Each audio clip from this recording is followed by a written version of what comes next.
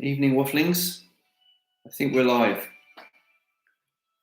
Lots of people here. Good to see you all. 14 in the house.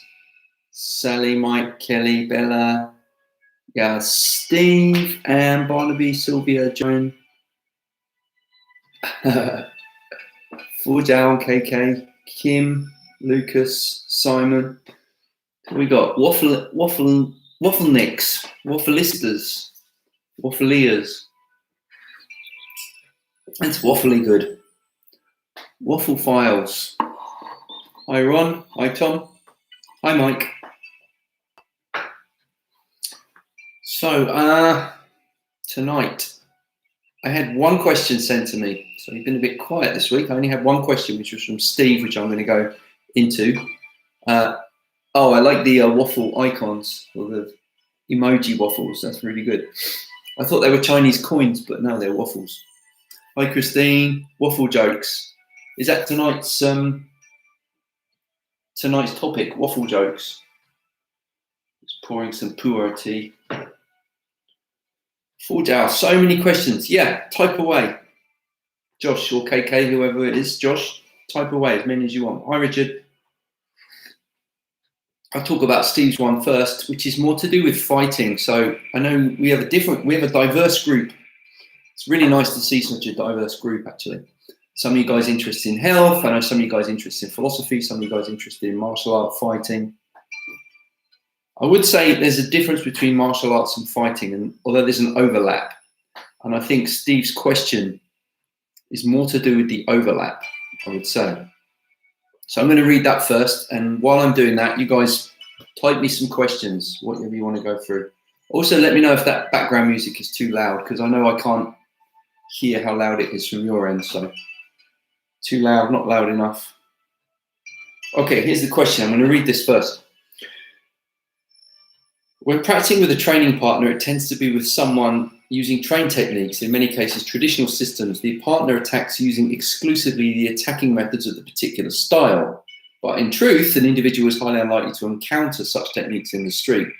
This happens in modern boxing when you learn to respond to jab, cross, hook, etc., which is different. The common street scuffle tends to contain wild, poorly controlled, long arm swings,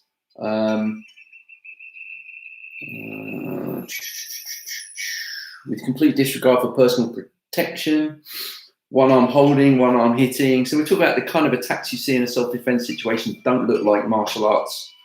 And so why is it we practice in martial arts against another martial artist? Familiarity, blah, blah. I'm just going to go to this one. The top point, don't predominantly practice against your particular style. Okay, so this is something called music good, music's fine. Grabbing small joint manipulation. Okay, cool. All right. So this question is important because there is different kinds of combat, right? So you're talking about training against your own system and training against other systems, which is what nowadays people call that cross training, where you go into different schools and you train against different styles, stylistic approaches, and so on.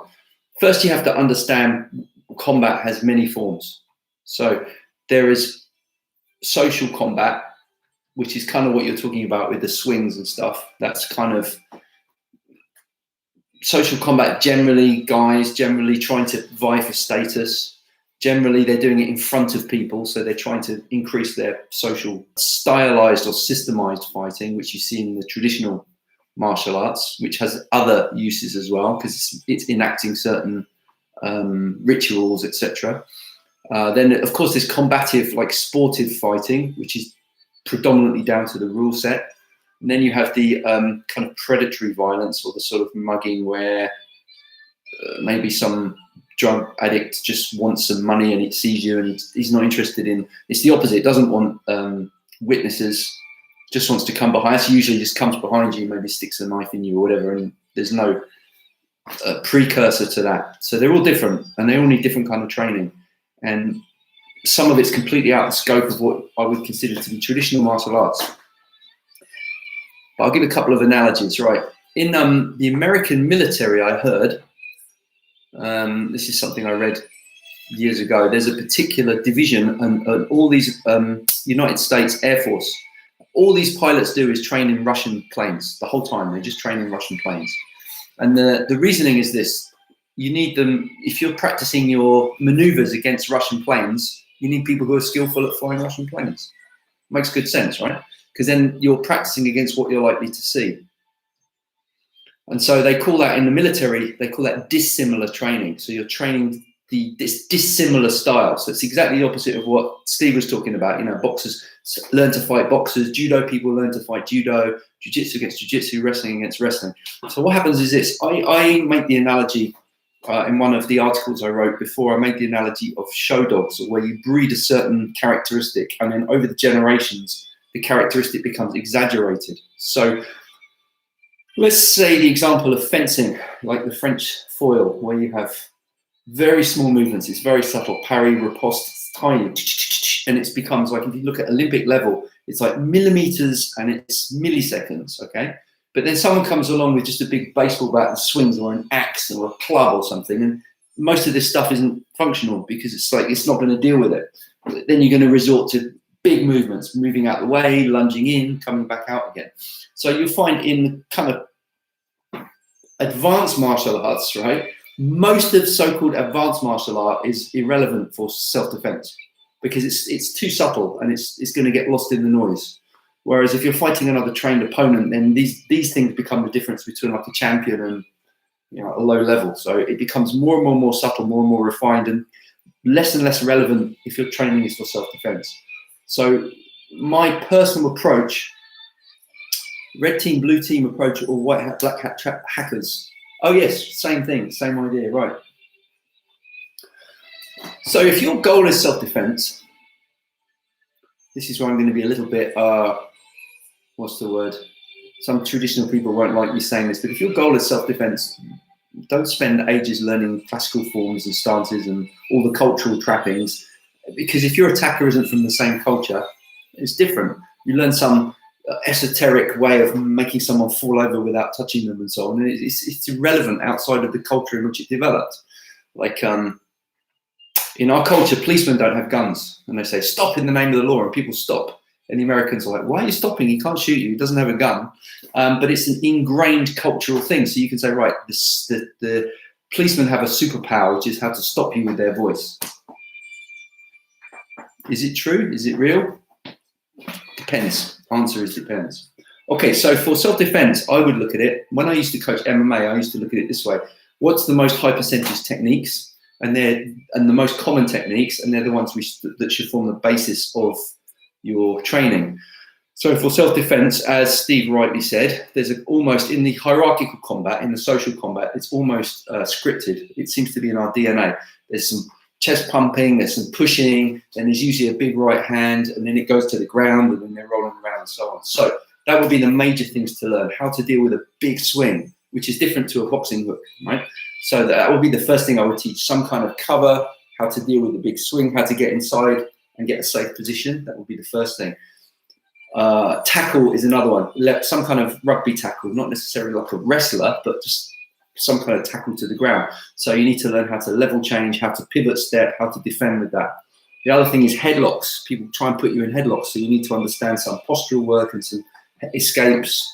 If it goes to the ground, how to get out from the bottom, some sweeps maybe from guard, some mount escapes. I would make my self-defense curriculum broadly based on that, and then based on play fighting. So you'll have people who are just pushing and going through like the script, if you like, pushing and then suddenly swinging, and then you've got to try and get in, or maybe you're starting on the bottom, you've got to try and escape, and there's many different games. So you get really super flexible and very understanding how all these techniques fit together. And then occasionally you need to put gear on and go harder to pressure test it and find out where the gaps are, and then go back. So I would really learn with that approach. I think that's the most functional, scientific method for self-defense. But traditional Kung Fu has a lot more to it than that. And if you only do that kind of training, I think you're missing a lot. If your goal is traditional Kung Fu. If your goal is just fight quickly, then I would say that's the best approach. So I think that's my answer to that. Don't predominantly practice against your particular style. So yeah, you see it in Chinese martial arts. I don't want to diss other Chinese martial arts, but just giving us an example. Let's say Wing Chun is an example. Okay, so Wing Chun have this concept of center line. So if you've got some guy who's swinging his arms at you and you're keeping nose to nose straight and you're punching straight down the pipe, and boom, you have yourself a secret weapon. Like, other people don't know it. You're catching them out. It works really, really well. And then you're training in your style against other people who are straight punching. Now it becomes like, okay, who can get the straightest punch? And then it becomes a caricature of a straight punch. And then the whole mechanics of the body is lost because it becomes so exaggerated, and it becomes, again, like fencing with foils, right? So you're fencing with foils and someone now comes along and goes smack. And the whole thing that it was developed to fight against doesn't work in that environment because it's over-specialized. So over-speciality is a problem if your goal is self-defense.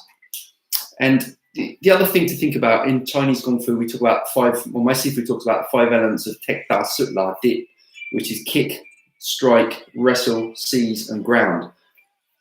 Doesn't matter what style. We're all human beings. We're all built more or less the same way. So if you're addressing those 5 aspects, you're addressing the totality of unarmed combat. You haven't got to learn so many styles, but you've got to learn some methods in each of those areas, and then you'll have a good, well-rounded self-defense.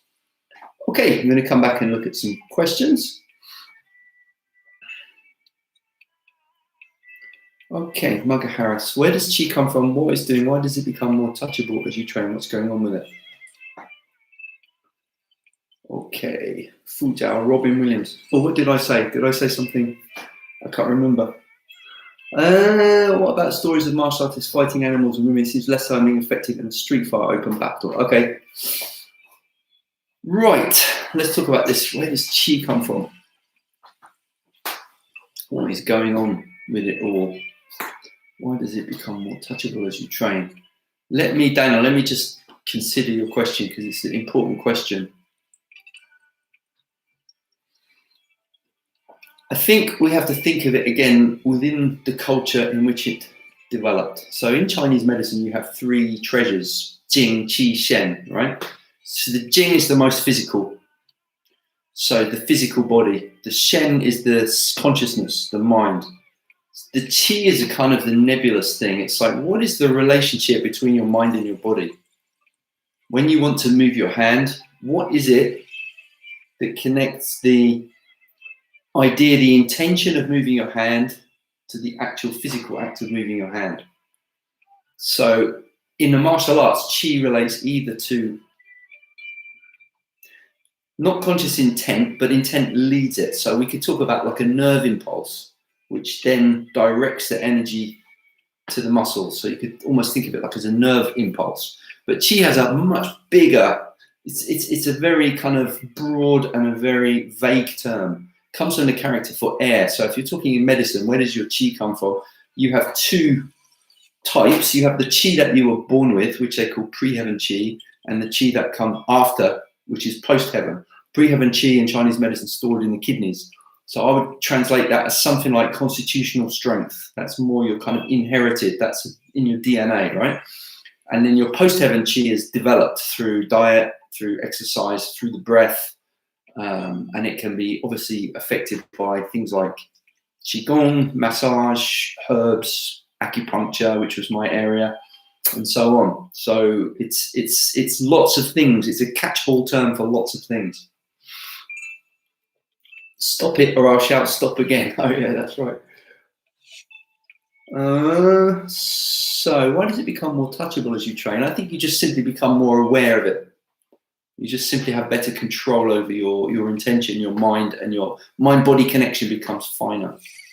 I personally would avoid looking for anything supernatural. But it's very, very natural. It's just a different way of looking at natural occurrences. So when the Chinese say, for example, weather, they say Tinhei, which means heaven Qi. So when we as Westerners hear, oh, the Qi of heaven, and we think, wow, the Qi of heaven, that's something, it just means it just means weather. What's the Qi of heaven doing? It's raining. It's raining. So it's another way of language. It's a different language. It's a different system of organizing things. Qi sounds like the fluid in the hydraulics of consciousness. Qi sounds like the fluid. I think it does, yeah. I think that's pretty good, actually. The hydraulics of consciousness, yeah. Can you talk a little about 𝐿 versus 𝐷𝐸 in terms of basic principles? What does 𝐿 cover? Oh, does 𝐿 cover all the health benefits of 𝐷𝐸? And where did you learn your acupuncture? I can answer that one because it's a simple answer. Reading College of Chinese Medicine. I did an acupuncture course there, 3-year training full time, and then a 6-month clinical. And so it's 𝐿𝐸𝐴C, licensed acupuncturist. And then I've done some postgrad stuff in China, but predominantly my training was in the UK. I learned 2 systems of acupuncture. I learned what's now called TCM, or 8 principle acupuncture, and I learned 5 element acupuncture. Okay, next question. 𝐿 versus 𝐷𝐸 in terms of basic principle. Oh, you know what, Jonesy? I was going to get something and I forgot. It slipped my mind. My Sifu wrote a poem about this. And you know what I'm going to do? I'm going to get the poem, I'm going to translate it, and I'm going to put it on a blog post, and then we will talk about it in the next waffle, because I really want to do it justice. So that's coming. Oh, nice bracelet. It's a Shaolin Temple. Shaolin Temple. It's got little Buddhas engraved on it. So I'll talk a little bit about 𝐿 versus 𝐷𝐸. Differences between okay. Wu Xing, we call 𝐿𝐴 in Cantonese, and 8 principle. Okay, I can talk about that. Thank you. I can talk about that as well. You guys never let me down. I never run out of things to talk about. But I'm going to talk a little bit about 𝐿𝐴 first.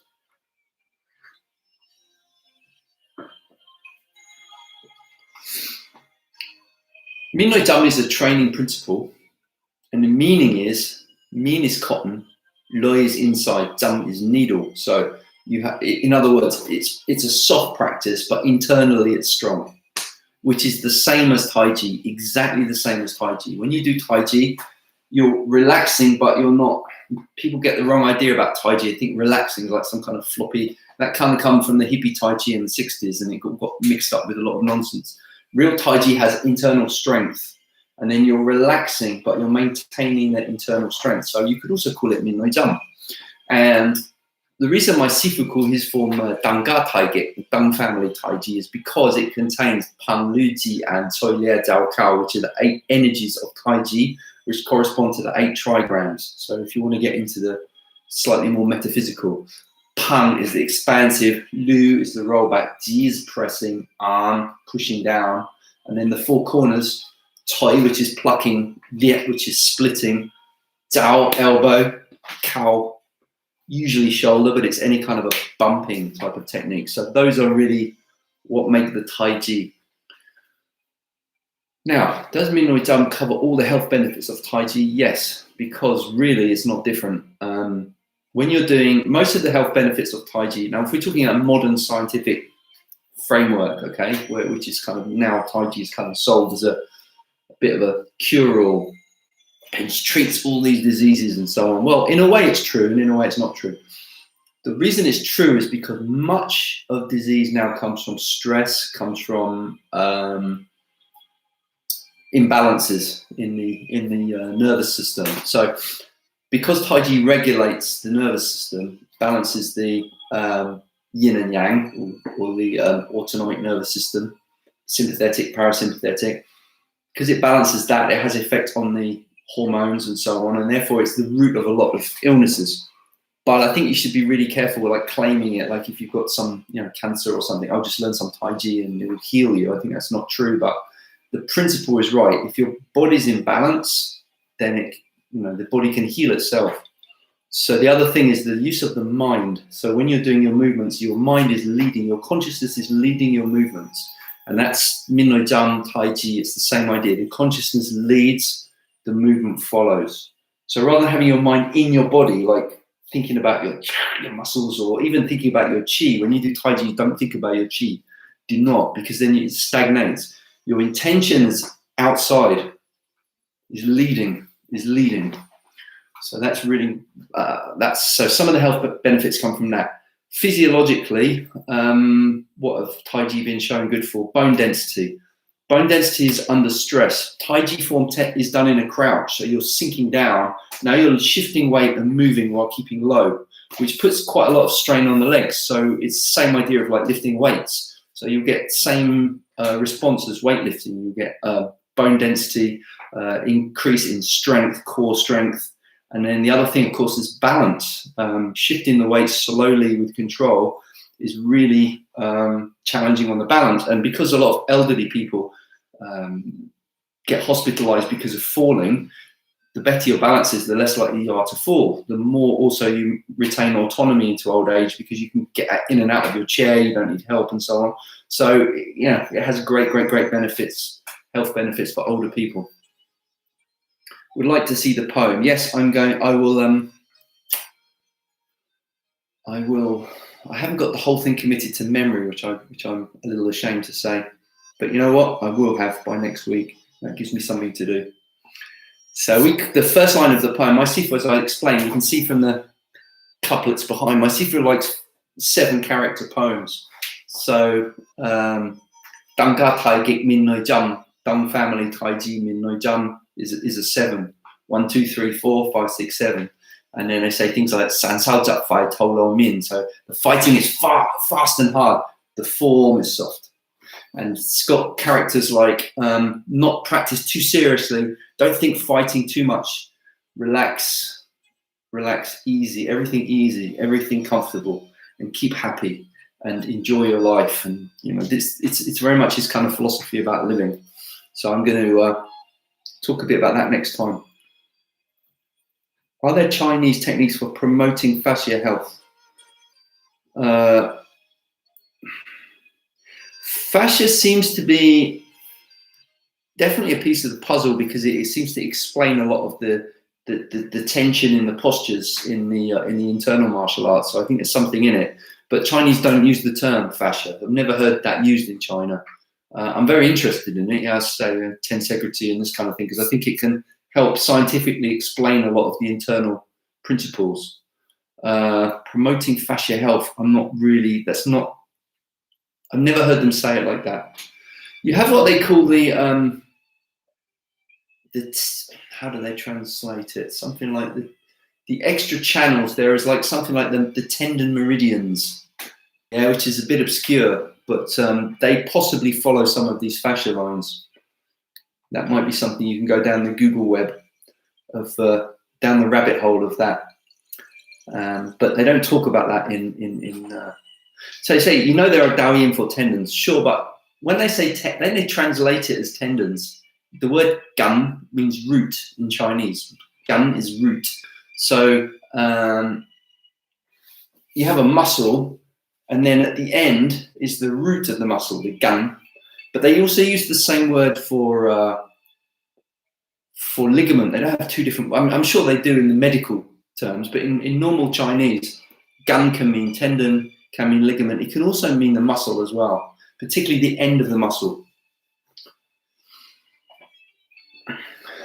Gua sha for fascia. Yeah, gua sha is the scraping. So they use usually a spoon, warm spoon. You can use oil. You can scrape down.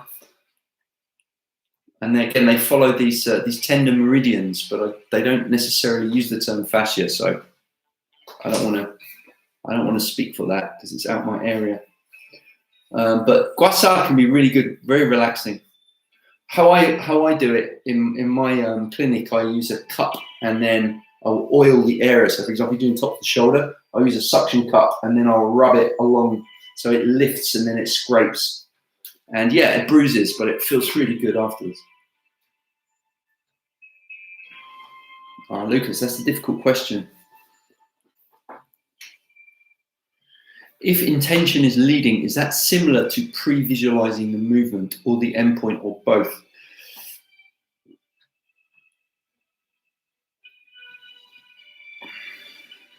Pre-visualizing. I'm going to say maybe for beginners that might be useful, but I'm thinking that the correct answer ultimately is no. There's no pre-visual. When you're pre-visualizing, you're kind of creating something, or you're imagining something, or you're not in the moment. Intention is leading. When I say the intention is leading the chi,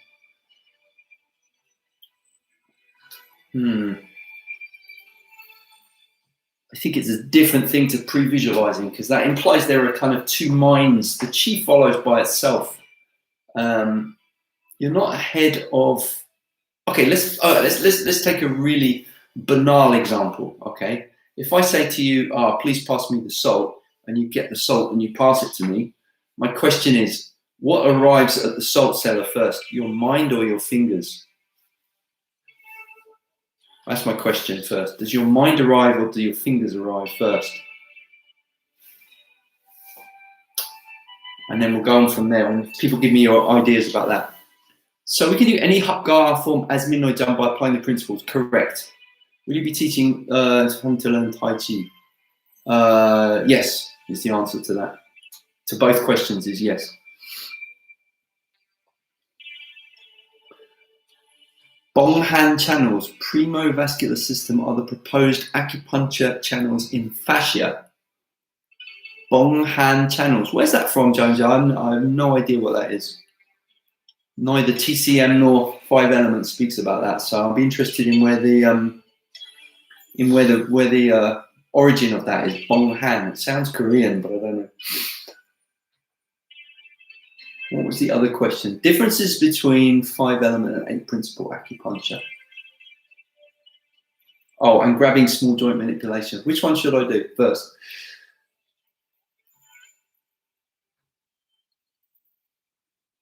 Read the salt cellar. The conscious mind probably arrives a little afterwards, but the unconscious arrives first. Maybe unconscious intent is what leads. Now you've opened a can of worms. The conscious mind probably arrives a little afterwards.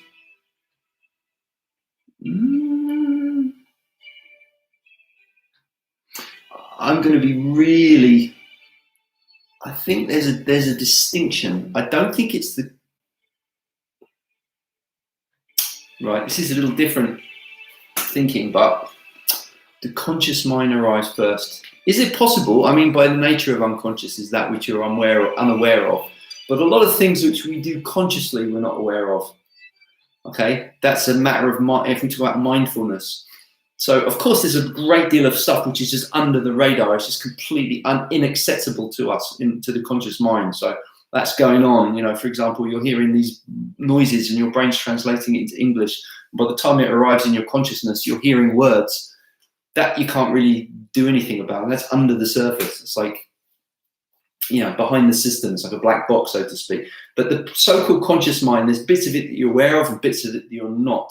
When you're doing a meditation practice like Tai Chi, you're striving to be aware of the contents of consciousness.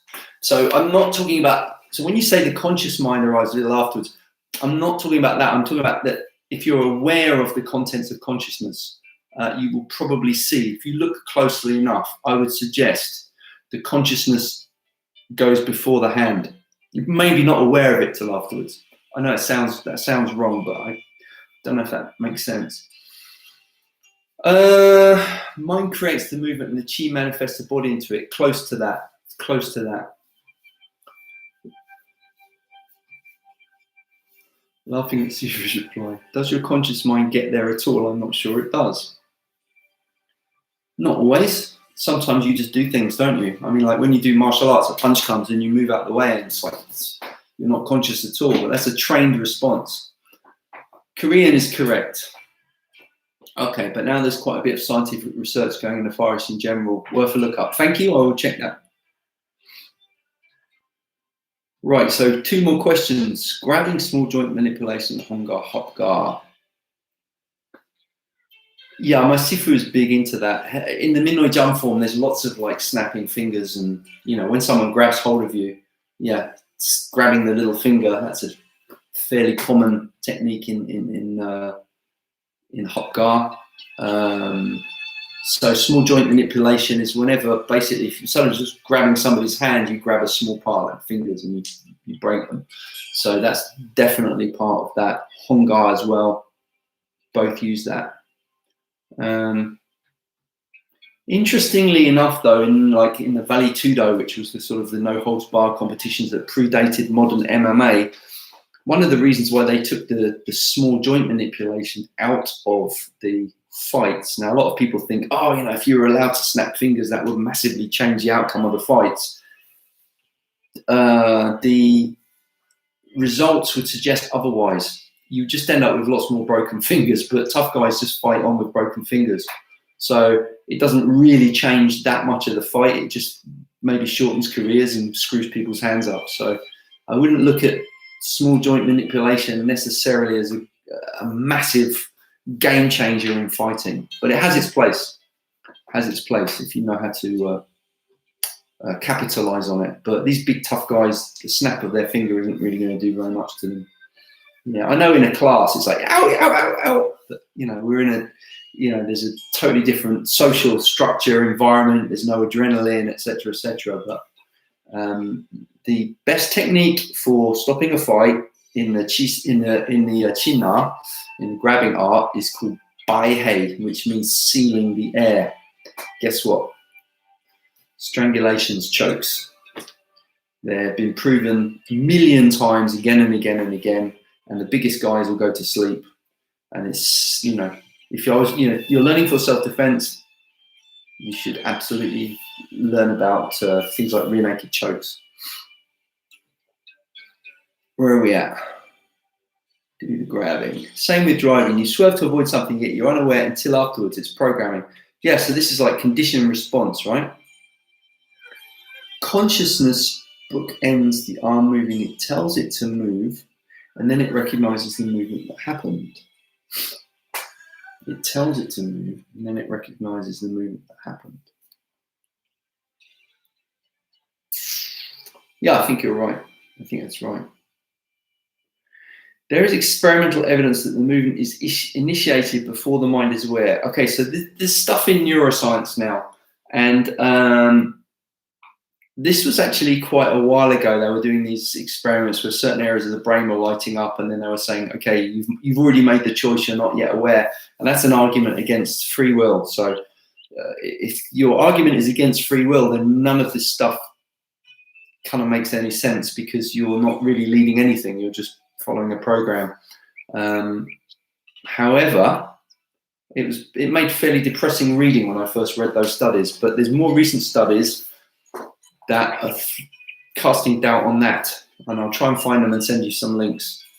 There are some modern neuroscientists that are actually starting to think there is something like free will that does exist. Define the mind being aware. I think the experiments are limited. There's lots of reasons why they are, because I've been listening to some podcasts lately which are flipping them around. Very, very interesting stuff going on actually at the moment about the way that consciousness. So who's the fellow that just wrote a book called The Case Against Reality? Has anyone read that? I can't remember the guy's name. This guy does a lot of meditation. He's a mathematician, and he's very, very scientifically, he's a professor of mathematics at some university, and he's putting forward the argument that consciousness creates space-time, not vice versa. That space-time is simply a way of making sense of the universe and doesn't actually represent well, it represents what's going on, but it isn't what's going on. And it's funny because I was listening to what he was saying, and there's a 15th century Japanese Zen teacher called Dogen, and he's almost saying word for word the same stuff as Dogen, which is very, very interesting to me. Very, very interesting. Okay. Conscious mind gets there first, but subconscious mind steers the body to get the hand there. See, so this is what we were talking about before, about when we were saying about using yoga terminology and qigong and how it's kind of dangerous. So we're using Western terms about conscious and unconscious minds and so on. It doesn't quite map onto the Chinese system, so it's kind of awkward to make exact correlation there. I mean, you're all absolutely right. You may be aware before you thought anything, while you just have an image landing in your mind. Okay, so this is Buddhist stuff.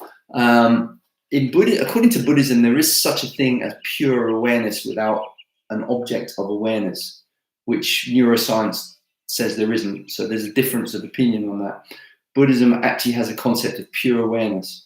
And so in neuroscience, they're saying, well, you have an awareness of something. So in Buddhism, they talk about the 6 senses as well, where the awareness of your thought is another one. So sight, sound, touch, taste, smell, and thoughts, awareness of those things. It rather depends on one's definition of free and will. That's a rabbit hole. That is such a waffle. Honestly, I've thought about this stuff for so long and I really have not got to the bottom of it, but I kind of got some ideas, but I'm not really sure I can eloquently put them across. Difference between 5-element and 8-principle acupuncture. Okay, Donald Hoffman, yes, correct. That makes more sense to me. Consciousness underlying principle. Well, there is such a thing as what do they call it? There's a school of thought that consciousness is an actual ingrained part of the universe. So someone will tell me what that's called because it's just jumped out of my head. But Hoffman doesn't believe that because, again, this is where he talks like Dogen, because there's this kind of duality idea of like consciousness, everything is consciousness, or consciousness is just arising because of physical, an emergent property of physical matter. So in other words, physical is real, consciousness is not, or consciousness is real and everything physical is an illusion. And Dogen would say both of those are incorrect. Everything is mind, yes, but that's not the same thing, because mind is also this table. Okay, quantum eraser. Right,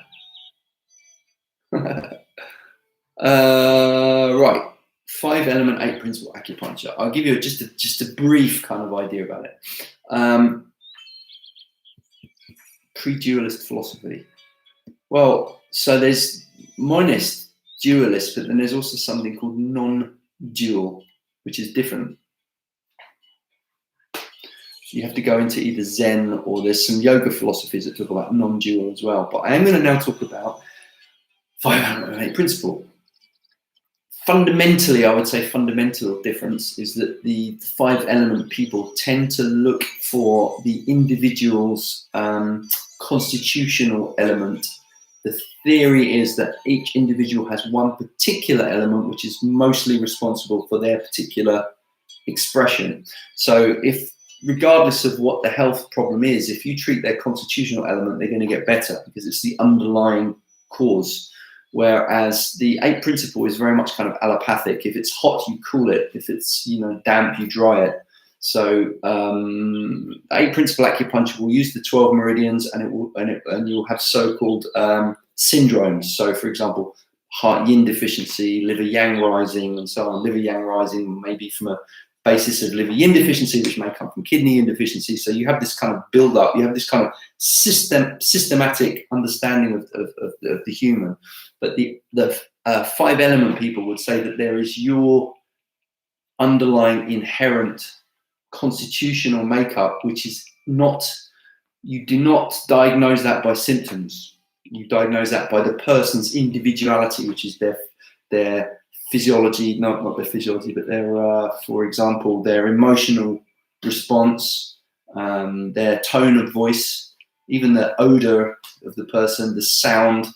Some people have, like, for example, there's a continual laughing sound or crying sound behind their voice, and so it's kind of hinting that there's for example, laughing will be fire and crying will be water, for example. And so if somebody's very angry, then that's wood. So that will be a hint to that. So that it's and then you're looking at how the elements. We spoke a little bit about how the elements relate and how each one creates and controls and destroys. So you're looking at the whole. Rather than looking at the 8-principle that would treat the syndrome, the 5 elements would try to treat the underlying cause of that, what they call the causative factor. Element based on Chinese zodiac. So not well, it's the same. Yeah, okay, it's the same. It's the same. I guess it's just a zoom out, zoom in kind of thing. Yeah. But I've not studied Chinese zodiac, so I can't speak about it. Dueling philosophers, cool. Ding ding ding ding ding ding ding ding. Right, did I miss any questions?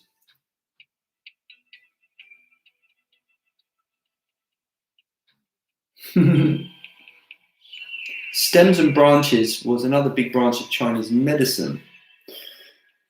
So, stems and branches is gan. We talk about root, the word for tendon. That's the word, same word for stem. In Mandarin, it's ben biao. Ben biao. Ben is the root. Biao is the branch. So then you have all these people arguing. You know, do you treat the root first or do you treat the branch first? And of course, the answer is it depends. I mean, there isn't. It's completely. It's like so. For example, if you find somebody that has tried to kill themselves, give an extreme example. Someone's cut themselves. Okay, and you know the root of that is a psychological disorder. Do you start giving them psychological help, or do you stitch the wounds? So in that case, you would say you treat the branches, not the root. Okay. However, if you only treat the branch and then you go, there you go, you're better now, send them off, chances are you'll repeat the same thing again because you haven't addressed the root. Now, sometimes people go and have the branches addressed, and it just keeps going, but they come to say for some acupuncture and you address the root and it goes, and it's like magic. But you know what, if you're in a car crash, you don't call for an acupuncture, you call for an ambulance. So, you know, there's times when you treat the root, times when you treat the branch, times when you can treat both. Sometimes it's appropriate to treat both in one treatment. Old Western astrology and medicine are very similar. Combination of signs under which you're born and the elemental nature of symptoms down to time of day. Yeah, there's also a time of day clock in acupuncture where certain meridians are active at certain times. It's the basis of, like in Kung Fu, there's an idea that you hit certain points and that they're more deadly at certain times of day. But if you're talking about functional self-defense and someone mugs you and you've got to figure out, okay, what time is it? I better hit them on this meridian because it's like after 10. So now I need to hit them on that meridian. And by that time, they've beaten you up and taken your wallet. So it's a little easier when someone's lying on a couch and you have time and you can think about these things. So yeah, doesn't make it true, just interesting. Lucas, I'm going to say it depends on what you mean by true. Because if Hoffman's idea about the entire space-time and everything just being a convenient icon created by consciousness, then maybe that isn't the only truth. Sorry, I meant stems and branches in terms of Chinese zodiac. Oh, I don't know anything about Chinese zodiac, Jonesy, so I can't speak of that. I went through a phase of being very, very, very kind of hyper rational and poo-pooing loads and loads and loads of stuff and trying to get. So I really like the TCM. It seemed much more scientific. I went the MMA route with my martial arts and so on. And the last few years, I'm coming round to some other things and being interested in other things. So whereas Zodiac, I'd have just completely poo-pooed. And I still do. I mean, if you're talking about, you know, a 12th of the world's population is going to meet a tall, dark stranger next week, then of course that's nonsense. But the idea that you are a piece of the whole and that everything affects you on many levels, I think is right. As I've done more meditation and then I've kind of come to some of these things kind of independently and I've changed my mind about certain things. Western medicine only just catching up with circadian changes, yes. Why couldn't you stop the mugger, master? He stole my watch. Didn't know what time it was. I hit the wrong point. So he'd give you some sort of some of the Kung Fu stories is that you would hit a point on a meridian where the chi hasn't got there yet. So you would hit the point, and then when the circulation hit that point, then the person would keel over. And that's the basis of the delayed death touch. That's the theory of it. Those of a more scientific bent might think something like a small rupture of the spleen might take a long time to kill you, or something like that, if you're thinking of it in anatomical terms. We are the whole. Our awareness of that is what is fragmented and imperfect. Yes, 100%. Let's get those likes up, folks. Thank you. Kill Bill, exactly, the 5-point exploding heart technique, which is in the 3rd year curriculum of the 𝐻𝐸𝐺 class. But you have to promise not to tell anyone. Stems and branches include stuff like the yeeting and birth date. 10 heavenly stems and 12 earthly branches. There are some martial arts that use that terminology as well. For example, in the 𝐒𝐿𝐴 of the 𝐒𝐮𝐩𝐸𝐵 school, I've heard them calling the heavenly stems for their 𝐒𝐿𝐴 training. So, but I'm it's not my area. I'm ignorant of it, so I don't want to say anything. The Book of Changes. Was Confucius said if he wished he was going to have another 50 years life because he still hadn't figured out the Book of Changes yet. And if he hadn't, Men Who Stare at Goats. I don't know that one. I've never seen that one. Oh, right. Is that the delayed death strike, is it? So yeah, 10 heavenly stems, 12 earthly branches. The yeeting I've not looked at. Well, only as much as it pertained to the martial art I was learning. I've never gone deeply into it, I should say.